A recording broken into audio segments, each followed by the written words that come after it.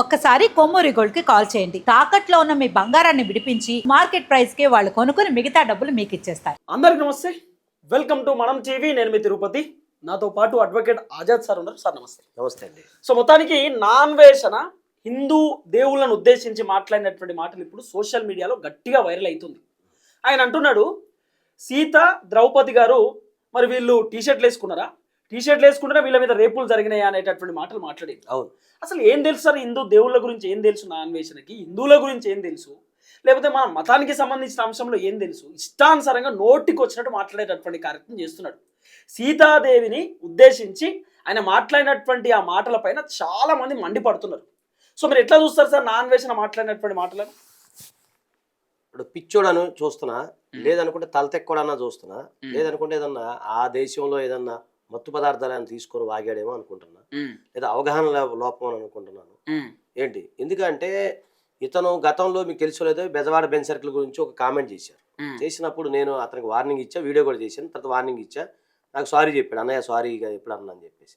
అంటే ఇతనికి ఏంటంటే ఇది ఒక దురదలాగుంది, నోటు దురదలాగుంది. ఎప్పుడు ఏంటంటే ఎంతసేపటికి మహిళల గురించి మాట్లాడతాడు, ఒక అమ్మల గురించి మాట్లాడుతూ ఉంటాడు, ఇలాగ మాట్లాడుతూ ఉంటాడు. చాలాసార్లు చెప్పాను నేను, అంతకుముందు అప్పుడప్పుడు టచ్లోకి వస్తుంటాడు, ఫోన్ చేస్తుంటాడు.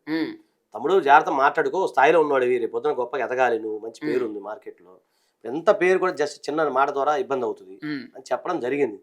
తర్వాత కొద్దిగా మారాడు చూడండి. కానీ ఏంటో నిన్న ఏం పుట్టిందో రోగం. వీడియో చూడండి సార్, ఎంత ఘోరం. దాని మీద నినాదం ఇంకా అవతల వాడు ఎలా అవుతాడు, 18 ఏళ్ళ వాడు 55 ఏళ్ళ వాడు మేమే ఆగలేము. పంతులు గారు మేము కట్ చేసేస్తే అవుతారు. మీరు విన్నాను, కట్ చేస్తే సరే. ఆయన అంటే ఇక్కడ నిజంగా అంటే దేవతని ఉద్దేశించి తర్వాత ద్రౌపదిని ఉద్దేశించి మాట్లాడినటువంటి మాటలు కూడా చాలా దారుణంగా ఉన్నాయి. అవును, ఇప్పుకొని తిరగండి, మీ స్వేచ్ఛ ఇంపార్టెంట్, మీ సేఫ్టీ ఇంపార్టెంట్. అమ్మాయిలను బట్టలు ఇప్పుకొని తిరగండి అంటున్నారు. 100 సంవత్సరాల్లో ఏ గాడైనా మిమ్మల్ని ప్రశ్నిస్తే ఈ వీడియో చూపించండి. సీతాదేవి తర్వాత ద్రౌపది ఏ టీషర్ట్లు వేసుకున్నారా రేపులు అయ్యాయి. ఆ రోజుల్లోనే రేపు మగవాడికి చెప్పాలా రేపు చేయకూడదని చెప్పి. ఆయన రెండో వీడియో చూశాను నేను. రెండో వీడియోలో ఏం చెప్తున్నాడంటే కీచకుడు, సైంధవుడు ఏదో పేర్లు చెప్పాడు. అది తర్వాత రావణాసుడు అని. అంటే వాళ్ళు ప్రయత్నం చేశారు. ఇప్పుడు ఇక్కడ ఏం మాట్లాడుతున్నాడు, జరిగింది అన్నట్టు మాట్లాడుతున్నాడు. వాళ్ళు ప్రయత్నం చేశారు అని. సో అతను ఏమంటాడంటే, అతను అందరు తెలిసిన వీడియో, అతని ఇంటెన్షన్ ఏంటంటే ఏదో విధంగా ఫేమస్ అయిపోవాలి, ఈ మధ్య కదా ఏదో డౌన్ అయినట్టుంది, ఏ టాపిక్ అయితే వస్తుందో ఆ టాపిక్ లో దూరిపోవాలి. ఆడికి ఏం సంబంధం? ఒకటి. రెండోది ఇప్పుడు సార్ అయితే బెట్టింగ్ యాప్స్ లో ఎవరైతే అందరు రిసీవ్ చేసుకున్నారు కదా, ఈ టాపిక్ లో కూడా అందరు రిసీవ్ చేసుకుంటారు అనుకున్నాడు, ఏదో పీకేద్దాం లాగేద్దాం అనుకున్నాడు. ఒకటండి, ఇప్పుడు మీకు తెలుసు గతంలో కూడా హిందూ ధర్మం, హిందూ విషయాలు మనం ఎంత గట్టిగా పోరాడడం తెలుసు గతంలో మన అయినాయి. నేను ఏమంటున్నానంటే ఇప్పుడైనా సరే అతను మారి సరే తప్పు అయిపోయిందని చెప్పి అది చూసుకుంటే చెయ్యొచ్చు. లేదంటే ఇప్పుడు ఆల్రెడీ మేము కంప్లైంట్ అంటే రెడీ అవుతుంది, డ్రాఫ్ట్ రెడీ అవుతుంది. నేను ఇప్పుడు మళ్ళీ ఒకసారి ట్రై చేస్తాను. ఎందుకంటే సామధాన దండోపాయాలు ఉండాలి. నేను డ్రాఫ్ట్ రెడీ అవుతుంది చెప్పేసాం మా వాళ్ళకి. సో నేనేమన్నానంటే మళ్ళీ చెప్తాను, మనం టీవీ సాక్షిగా అతను గనక ఇదే కార్యక్రమం పరంపరం చేస్తే అతను ఇండియాకి రప్పించే బాధ్యత తీసుకుందాం. చాలా సింపుల్. చాలా మంది ఏంటంటే మేము ఎక్కువ ఎన్ఆర్ఐ కేసులు ఇవి చూస్తుంటాం కాబట్టి ఒక్కటే మీకు చెప్తున్నాను, నేను ఒక్కటే చెప్తున్నాను. మీరు చేయాల్సింది ఏంటంటే చాలా సింపుల్. మీరు పాస్పోర్ట్ అథారిటీ వరకు ఒక లెటర్ రాయండి. అలాగే ఎక్స్టర్నల్ అఫైర్స్ మినిస్ట్రీ వాళ్ళు ఉంటారు, వాళ్ళకి ఒక లెటర్ రాయండి, కంప్లైంట్ చేయండి. తర్వాత ఇదే కాకుండా ఇండియన్ ఎంబసీ వాళ్ళకి కూడా కంప్లైంట్ చేయండి. భారత ప్రభుత్వానికి కూడా ఒక లేఖ రాయండి. నేను ఎన్హెచ్ఆర్సీ కూడా నేను రాస్తున్నాను, డ్రాఫ్టింగ్ అయితే. యునైటెడ్ నేషన్ ఆర్గనైజేషన్ వారు కూడా నేను కంప్లైంట్ చేస్తాను. ఎందుకు అంటే ఇతను ఏమనుకున్నాడు, విదేశాల్లో నేను ఉన్నాను, నన్ను రప్పించలేరు అని ఒక భయము. నాకేం భయం లేదు, ఏం పిక్కుంటారు పిక్కు, మన భాష మాట్లాడు అలా మాట్లాడుతూ ఉన్నాడు. సో సరే నేనేమన్నా అంటే అలాగే నువ్వు మాట్లాడి అన్ని చేసిన తర్వాత ఏం లేదు, చాలా సింపుల్. ఇతను ఆ పాస్పోర్ట్ కనుక ఇంపోర్ట్ చేయమని చెప్పి కనుక ఒక నోటీస్ వెళ్తే మొత్తం దారికి వస్తాడు, పరిగెత్తుకుని ఇండియాకి వస్తాడు. దాదాపు సోషల్ మీడియాలో కూడా సార్ 1,50,000 మంది అన్ఫాలో చేసిరు. తప్పు కదండి అది. అతను ఒకటే అండి, ఇప్పుడు అతను అంటే నేనేమనుకున్నా అతను మతి భ్రమించి మాట్లాడేమో అనుకుంటున్నా, అంటే నాకు తెలీదు, ఏదైనా తీసుకొని మాట్లాడేమో అనుకుంటున్నా. ఎందుకు అంటే అతను విషయం సబ్జెక్ట్ తెలియకుండా మాట్లాడా. అంటేనేమో ఇంకో వీడియోలో ఏమన్నాడు, నేను భారతం చదివా, భాగవతం చదివా, రామాయణం చదివా అన్నాడు. రామాయణం చదివినోడు ఈ మాటలు అదే అంటున్నా, అందులో క్లియర్గా ఉంది కదా ఆయన చెప్పేది, ఇలా జరిగింది అని చెప్పేసి. సో ఇప్పుడు మీరు రెండు వాదనలో, ఒకటి శివాజీ గారి వాదన, తర్వాత ఈమె వాదన అనసూయ. అనసూయ మీకు నేను ఓపెన్ చెప్తాను. కొన్ని డిబేట్ లో నన్ను అడిగారు, సార్ అంటే నేను లాయర్ గా మాట్లాడాలంటే ఆర్టికల్ 21 ప్రకారం జీవించే హక్కులో భాగంగా ఒక వ్యక్తి ఏ దుస్తులతో ధరించవచ్చు, ఎలాగైనా ఉండొచ్చు, వాళ్ళ కంఫర్ట్ బట్టి ఉంటది, వాళ్ళ ఇష్టం అది వాళ్ళ ఇష్టము. ఆధునికత ఉండొచ్చు, నాగరికత ఉండొచ్చు. సో అలా మధ్య మార్గంగా మీరు ఆలోచించుకోండి అని చెప్పి నా అభిప్రాయం నేను చెప్పా. అది అటు ఉండొచ్చు ఇటు ఉండొచ్చు అని. వ్యక్తిగా ఏంటి, నేను వ్యక్తిగా భారతీయ సంస్కృతిని గౌరవిస్తాను చెప్పి ఒక రకంగా చెప్పి, మన హిందూ సాంప్రదాయం హిందూ పురుషుడిగా నేను చెప్తాను. సో ఇక్కడ ప్రాబ్లం ఏమైందంటే, అంటే మనం ఇప్పుడు లైవ్ లో ఉన్నాం కాబట్టి ఆ బూతులు పిహెచ్డి నువ్వు చేసావు నేను చేశాను. బూతుల్లో పిహెచ్డి చేయనోడు ఎవడూ లేడు. మనం అంతగా పిహెచ్డి డబుల్ పిహెచ్డి చేసిన వాళ్ళం. మనం అతను తిట్టచ్చు అంతా కదా, మనంతా మాసే కదా సార్, అంతా మాసులో పుట్టి పెరిగిన వాళ్ళు ఊర మాసగాలమే. మనం ఏదో సిటీకి వచ్చినాం కాబట్టి ఏదో తప్పదు, కానీ అంతా ఆడి నుంచి వచ్చిన వాళ్ళమే కదా, మీడియా ముందు ఉన్నాం కాబట్టి ఇంకా తప్పదు కాబట్టి ఏదో అట్లా మాట్లాడుతున్నాం. కానీ అందరికీ మన భాష అందరికీ తెలుసు. ఎందుకంటే గతంలో ఒక్కొక్కరికి నేను ఎట్లా వార్నింగ్ ఇచ్చానో కూడా మన భాష ప్రకారంగా ఇచ్చా. ఇతరం కూడా నేను 2 సార్లు ట్రై చేశా. ఈ కానీ నేను చూపిస్తా, ట్రై చేస్తే అతను చూశాడు. మరి నైట్ అయిందో పొగలైందో తెలియదు నాకు. నేను మీకు ఫోన్ అయితే చేశా తమ్ముడు కాల్ మీద పెట్టాను, చూశాడు. ఇదిగోండి ఇక్కడ నేను మెసేజ్ చేసా morning, hi brother call me అంటే మొన్న నా పుట్టినరోజు అంటే విష్ చేశాడు. హాయ్ బ్రదర్ కాల్ మీ అంటే సీన్ 8 hours ago చూశాడు. సో ఇప్పుడు ఖచ్చితంగా చేస్తాడు. నైట్ అయిందో మరి తెలియదు మనకి, ఖచ్చితంగా చేస్తాడు. చేసిన తర్వాత ఏం తమ్ముడు ఏంటి నీ ఇష్టం ఏంటి ఇట్లా మాట్లాడతాడా సార్ ఫోన్ చేసి? ఇది కూడా అంతకుముందు మాట్లాడాడు కదా, వీడియో కాల్ మాట్లాడాడు. ఒక్కసారి నాన్ వేషన్ ఆజాద్ సార్ తో మాట్లాడిన స్క్రీన్ షాట్ మీరు చూస్తున్నారు. సో మీతో టచ్ లో ఉంటారు, ఒకసారి చెప్పండి కదా సార్, మరి ఏమైనా బుద్ధి చెప్పండి. అదే తమ్ముడు ఇప్పుడు అంత ముందు వేరే నెంబర్ చేశాడు. కూడా ఇక్కడ మాట్లాడా నైట్ నెంబర్ మారుస్తున్నాడు. చెప్పాడు, అన్నగారు నేను నెంబర్ మారుస్తుంటాను, నాకు ఏదైనా ఉంటే ఇన్స్టాలో మీరు మెసేజ్ చేస్తే తిరిగి నేను ఇస్తా అన్నాడు. మరి గతంలో నేను నా బర్త్డే రోజు ఒక చిన్న ఫోటో ఒకటి పెడితే మనం లైక్ కొట్టాడు అనమాట, లవ్ సింబల్ పెట్టి ఆ రోజు పెట్టాము ఒకటైతే సరదాగా పెట్టాము. అప్పుడు మాట్లాడుకుంటా పెట్టినప్పుడు థ్యాంక్స్ అన్నగారు అనేది లవ్ సింబల్ ఏదో పెట్టాడు జనరల్గా. సో నేను ఏమంటున్నానంటే అతనికి ఎవడే చెప్పాను, తమ్ముడు మీరు డెవలప్ కావాలి, అందరూ డెవలప్ కావాలి, ఇండియా పరువు తీయకుండా మీరు చక్కగా మాట్లాడండి. ఇందులో ఏది మాత్రం అయినా ఇబ్బంది అవుతుంది. ఇప్పుడు ఒకటే మాకు పెంచడం తెలుసు, మరగొడటం తెలుసు.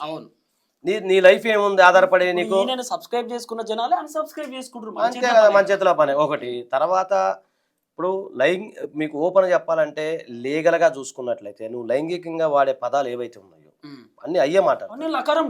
అదే నేను అదే అన్నా కదా, ఆ మాత్రం మనకు లేదా తిరుపతి, నువ్వు మాట్లాడలేవా తిరుపతి, నేను మాట్లాడలేనా? ఎందుకంటే మనం కొంచెం తగ్గి ఉండాలని ఉన్నాం. నేను అదే చెప్పాను పబ్లిక్ లో ఉన్నప్పుడు. దేశం దాటి వేయండి కాబట్టి మిడ్డీలు చెడ్డీలు వెనకాల తిరగడం కాబట్టి మన సంస్కృతి సాంప్రదాయాలు అన్ని మర్చిపోయి ఆ థాయిలాండ్ సాంప్రదాయము లేకపోతే ఆ కొరియా సాంప్రదాయం అటు సైడ్ ఏమైనా ఉండడేమో ఆ జోన్ లో అనిపిస్తున్నది.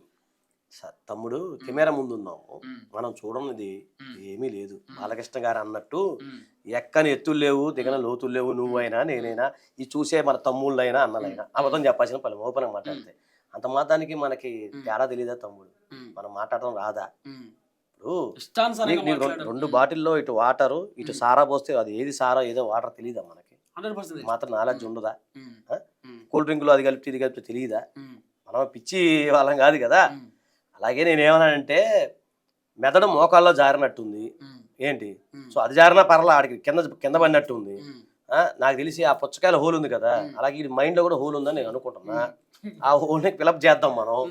ఇప్పటికైనా తెలుసుకొని ఫోన్ చేస్తే నేను అందరికి అంటే నేను చెప్పా, మెసేజ్ కూడా పెట్టా, తమ్ముడు ఏదైనా ఉంటే నాకు చెప్పు. అంటే మామూలుగా వ్యక్తిగతంగా మనం తెలుసు కదా తిరుపతి అందరు నేను తమ్ముడు అంటే నాకు తమ్ముళ్ళు లేరు, మీరందరూ నాకు తమ్ముళ్ళే, పిల్లగాడు కూడా మన తమ్ముడే.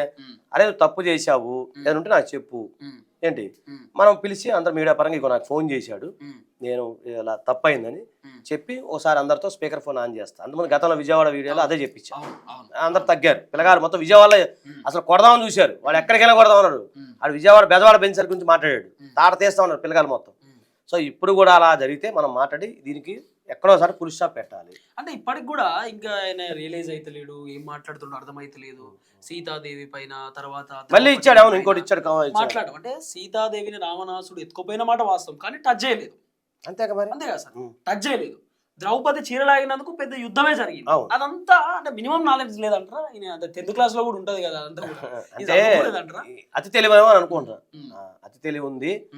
ఇంకోటి ఏంటంటే పొయ్యే కాలం వచ్చినప్పుడు పాడుబుద్ధులు వస్తాయంట, మన పెద్దలు చెప్పినట్టు. అనకూడదు కానీ ఆడు మంచిగా ఉండాలే కానీ, కాకపోతే ఏంటంటే ఇలా మాట్లాడుతున్నాడు అంటే అడిగాను మరి పోయే కాలం దగ్గరకు వచ్చిందేమో దాపరకం దగ్గరకు వచ్చిందో. సో ఎందుకంటే కంప్లైంట్ ఇవ్వబోతున్నా ఇస్తానండి, ఖచ్చితంగా ఇస్తాను. తయారవుతుంది, మీకు మనం పంపిస్తాం, మీరు డిస్ప్లే చేసి నేషనల్ చార్జ్ కూడా మా స్టాఫ్ తయారు చేస్తాం.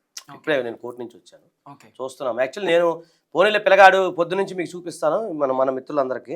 నేను ఎన్నిసార్లు కాల్ చేశాను అంటే, వద్దు తమ్ముడు నువ్వు మంచిగా ఉండరా అని చెప్తామని చేశాను. ఇది 8 hours చేశాను కదా, ఉదయం 10కి.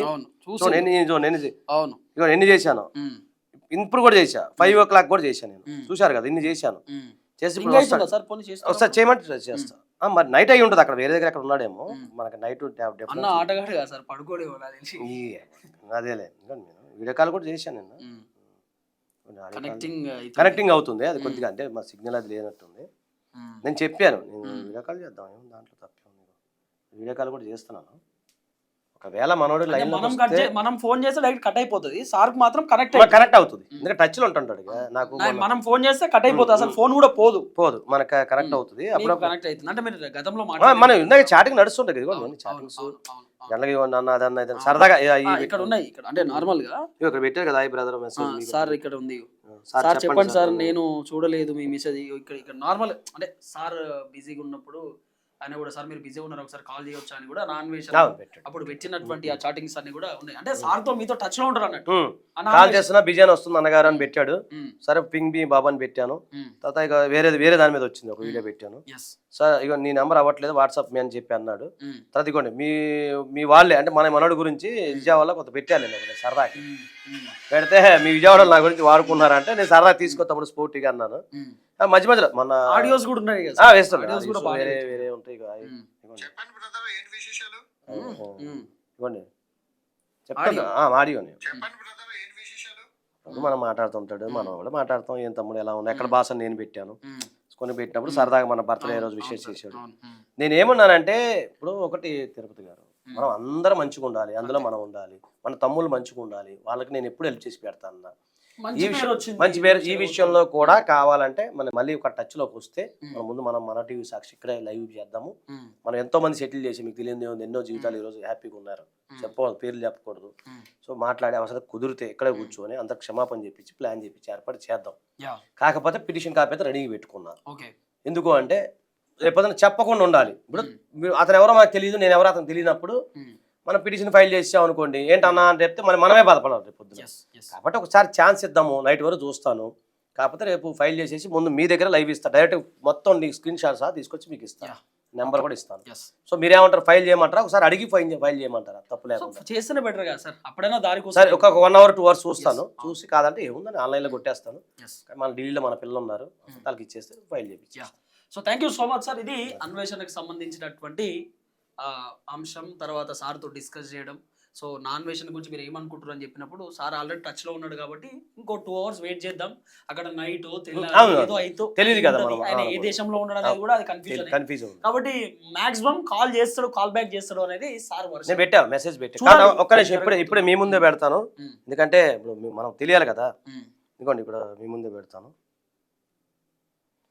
తమ్ముడు అన్వేష్, ఒకసారి లెగిసిన తర్వాత కాల్ చేయి తమ్ముడు, మనం మాట్లాడతాము, ఓకేనా? ఇదిగోండి మీ ముందే పెట్టాను, ఎందుకంటే తమ్ముడు అన్వేష్, ఒకసారి లెగిసిన తర్వాత కాల్ చేయి తమ్ముడు, మనం మాట్లాడతాము, ఓకేనా? రైట్, ఇదిగోండి మీ ముందే పెట్టాను, చూస్తాడు, మనకు ఖచ్చితంగా మనకి రిప్లై ఇస్తాడు. ఇస్తే మాత్రం మనం మాట్లాడేది ఫోన్ లైన్ లో టచ్ లోకి వస్తే జనాలకు ఖచ్చితంగా చేద్దాం. కొంచెం గట్టిగా వేసుకోవాలి సార్. మన లాంగ్వేజ్ తెలుసు కదా తమ్ముడు. సరే లైవ్ కెమెరా ముందు మనం మాట్లాడకూడదు కానీ మన లాంగ్వేజ్ తెలుసు కదా. Thank you sir, thank you. So చూద్దాం ఏం జరగబోతుందో. అందరికి నమస్తే, థ్యాంక్ యూ సో మచ్.